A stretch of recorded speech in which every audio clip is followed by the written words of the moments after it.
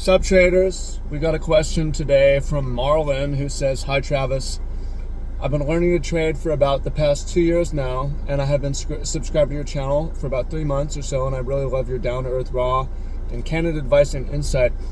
I had a couple questions, and I'm hoping you can do a video on them or maybe just respond to this email. That would be perfectly fine too.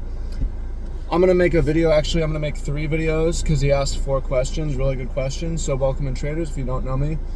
My name is Travis. I'm an entrepreneur, adventurer, and trader living on the island of Oahu. I just came into town to get a hunting knife. I'm about to go up the mountains and try to bow hunt some goats. Nolani, come here. Also came into town for some dog food and stopped at the market for bananas. But we're going to talk a little bit about trading, and I like it when you guys ask me questions. It makes my job easier, which is making content, one of my jobs. So I like the question. So we're just going to deal with the first question. He says, number 1, I've heard someone say there are strategies or systems that used to work in the markets, but they don't work in the market now. Is that really true? It's confusing when on one hand people say the markets have not changed since the beginning of time, and they're either up, down, or flat, up, down, or sideways. They don't move any other way. So why wouldn't an old system or strategy still work today that worked in 1980, 1990, or 2010? Is my thinking wrong? Am I viewing or looking at the markets in too shallow or simplistic way? The reason I ask is because I have been following a guy and I bought his systems and I've had a few Skype calls with him. So to a degree, I guess he's kind of a mentor. Anyways, he's been scalp trading for over 20 years, and 7 of those years he's been putting out YouTube videos, and he's been putting them out almost daily. He's crazy consistent and has been basically using the same system the whole time. He seems to trade armed only with the knowledge of tried and true basic fundamentals, trading principles, supply and resistance areas, pullback, reversals, flow of the market, etc. He trades a handful of pairs, depending on his daily trade plan, gets his 200 plus pips ticks, and he's done for the day. He used to use 10 standard lots in all his trades in his earlier videos, but these days he said it'd be more relatable to his viewership who trades only 1 standard. Well, I would say that's not what the video is about at all, but reducing his trading size for the viewers, I don't know if I believe that. But the question is, do systems go stale and die off? And so part of the question is like, do I need to be constantly adapting? Can I pick one strategy and stick with it? So let's get into it. I'm gonna head back home. Fortunately, it's an overcast day, which means when we go up the mountain, get a later start for the hunting expedition, it'll be okay, not get scorched too bad. But let's talk about this. And we need to go into a lot of detail, but to reveal the answer, it's both. I would say most trading systems either lose edge or stop working over time. There are some that work forever, but those ones that work forever are extremely basic, and they have certain problems that make every trading system has problems, right?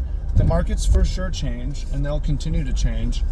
One of the things that doesn't really change is people's psychology, though, and that's why you can use similar concepts and principles, because there's always going to be gamblers in the market.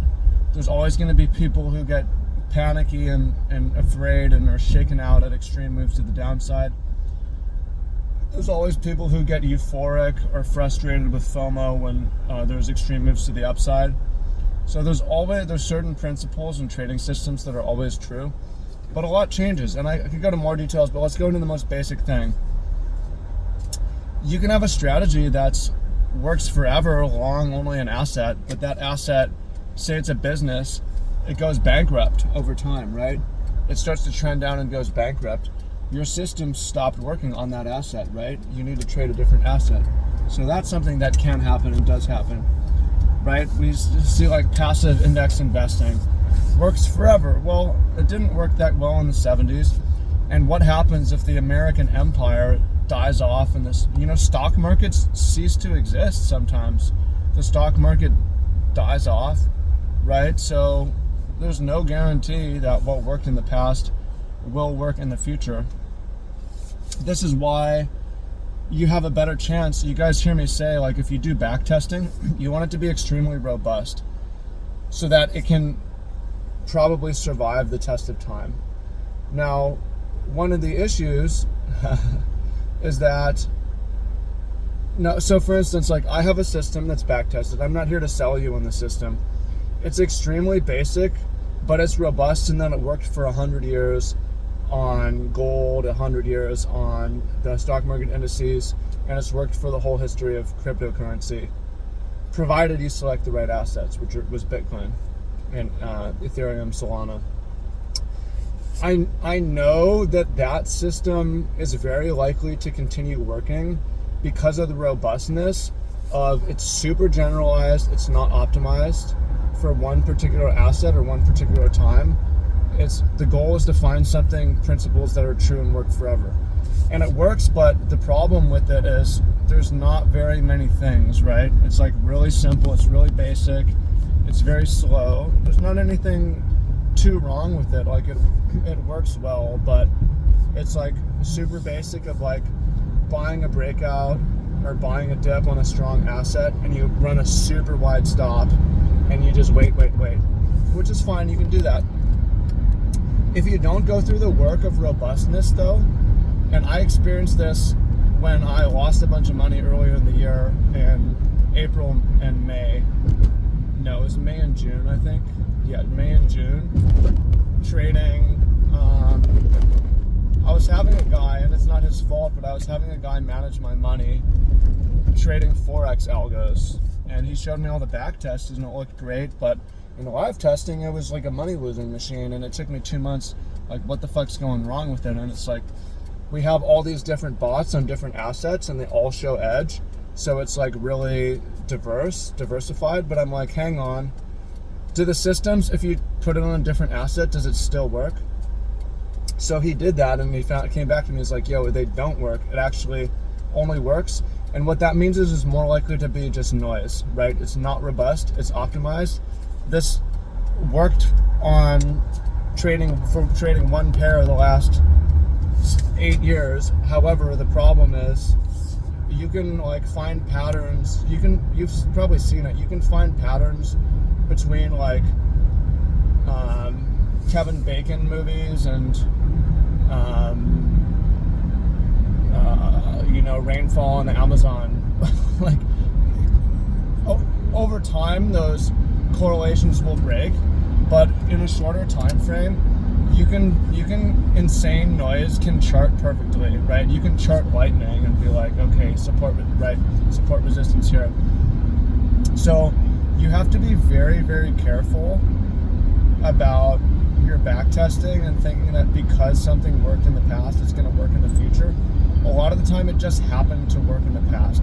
So the first way to combat this is robustness, which I talked about, like things that are principles that work forever, especially when they're based on fundamentals. And I'll also share in Market Wizards, systematic traders, like the guys who are truly systematic really talk about, okay, you do need to retire systems at certain points. And one of the ways you do it is if your system goes under its own 200 moving average, you create another system, or you trade a different system, right? So you have to be paying attention of how your system is performing historically. Now, a lot of y'all don't have the tools to do this, you're more discretionary. And I reckon the guy who's been trading for 20 years and 7 years the same, it's probably not the same 7 years. Probably his intuition and experience, he trades every day for 7 years, has led him to like make small adjustments and read how the market changes and so on. Now, an exception I'm going to say here, which is important, so I hope you made it to this point in the video, because now I'm going to drop something that's maybe more actionable, but a lot of edges where you can have an advantage happens when something's brand new. So there's actually very little backtesting you can do on it, right? Because it's inefficient. So for instance, if you watch my videos, what do I trade? I trade crypto, but what do I trade in crypto? I trade perpetual futures data. Crypto perpetual futures is only like 10 years old, and it's only really gotten big in like the past, I want to say 6 years maybe. So it's brand new. There's not a lot of people trading it. There's not a lot of people who are specializing in it. It gives me a big advantage because I've chosen to specialize in this new field. Now, one of the drawbacks though is I cannot backtest it that far, and also I cannot backtest on different assets, right? There's certain things you actually can't backtest on other assets. Like, you have commitment of traders report can be really useful for gold. Well, you cannot use it on Bitcoin, and then perpetual futures data on Bitcoin, you can't. There's not perpetual futures for NASDAQ, right? It's not comparing ETF and futures flow. It doesn't work the same. So but what's going to happen with my perpetual futures trading? If over time it changes, it's going to get normalized. So I expect I'm going to have to adjust, right? But we'll come back to this. He has another question about sampling. But this is why in your early part of your trading career, you want to sample a lot of different strategies so that you can be prepared for changing markets. The last important thing I want to say is when you have a fundamental filter for your trading systems and fundamental theses behind your trading systems, it makes it a lot easier to anticipate when systems are going to stop working, right? So an example, a lot of y'all saw my video, like, what the fuck is wrong with ETH that's trading like MySpace. So if you get the idea that like ETH is actually maybe outdated technology, it had a moat effect, but it's expensive and clunky compared to competitors. Competitors like Solana and BNB have stolen significant use case from it and are stealing its market share. That can save you from a long, only ETH strategy and allow you to abandon it in favor of something else and save you from a system that stops working. Now, I don't know what's going to happen with ETH, and this isn't about ETH, but that's just one example of having ideas about the world and how the world works can help you anticipate how things are going to change, right? So, I mean, another example is all these crypto breakouts worked in 2021 on altcoins, and we never really have there's been some, but we never really got that alt season in 2024, and maybe it happens, maybe it doesn't, but you guys have watched me make so much money on the short side because I had this fundamental idea that the crowd, everybody got scammed and burned in 2021. Those people aren't coming back. Crypto was the hottest new tech in 2021. Now it's AI, and in 4 years it's going to be something else. So it's not attracting the venture capital either. And the long strategies were going to stop working, and the short strategies were going to be better. And since I built this system and had this thesis, the forward testing has proved true, actually, of the short strategy is done on altcoins has done the best it's ever done in the last month, and all the history of it, right? So, to answer the question, like, yeah, most systems change.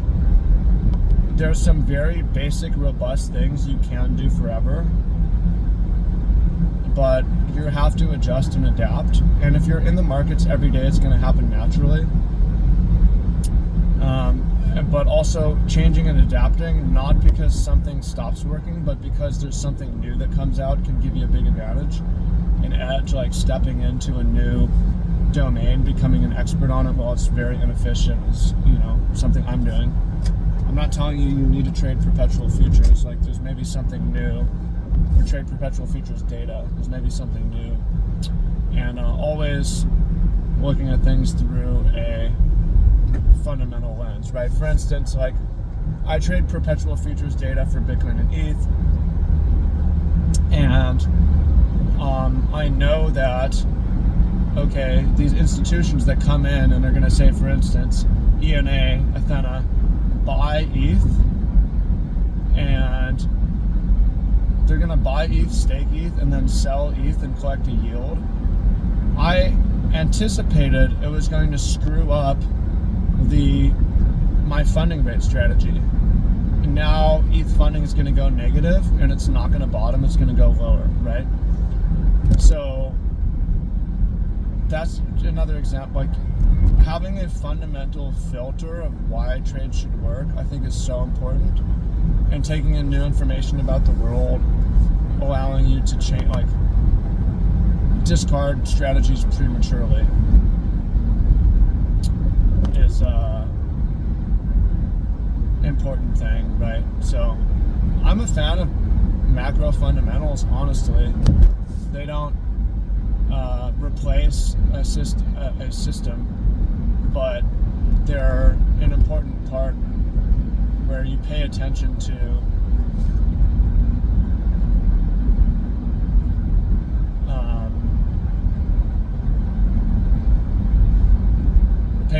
the world as a filter, and then pay attention to the chart as a trigger. And yeah, it changes, but you have to be adaptable, and it's not hard, right? Shit stops working, you do something else. That's fine. That's part of trading. That's part of life. So again, this is part 1 of 4, part 1 of 3. So come tap back in for more later. Appreciate y'all, and yeah, I look forward to talking to you soon. Peace.